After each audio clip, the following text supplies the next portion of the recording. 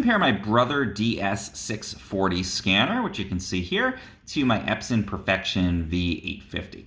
So what I love about the Brother DS-640, it's a very compact scanner. You can see it's tiny. It fits right on the desktop. It's easy to sort of stow it away when you're not using it, and it is a sheet feed scanner.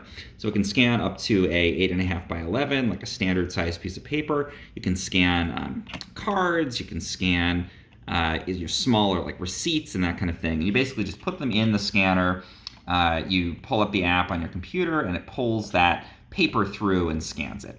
And the scan quality is not super high. It's about 300 DPI, so it's great for receipts. You can scan basic photos. It's great for if you want to just, store like records and that kind of thing, or scan your card, your insurance card, anything like that. This is a really great scanner to do those basic things. Now the V850 here, on the other hand, is a flatbed scanner instead of being a sheet feed scanner. And I use it for scanning photos. It's really what it's meant for. It's a fantastic photo scanner. It's going to be a lot slower than the Brother because it's not a sheet feed. And it's going to scan, though, at a much higher quality. So you can do up to over 5,000 DPI natively, and it can also upscale to even higher levels than that.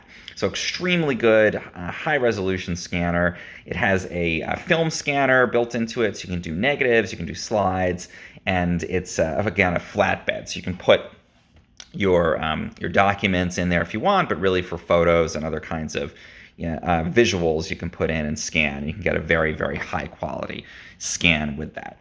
So, I use them for two different things. The Epson is great for scanning photos. It's great for scanning documents where you need a really high quality. But the Brother is just super fast, super easy, and compact for scanning those receipts and things where you really just want to preserve a copy, but you don't need the highest possible scan quality.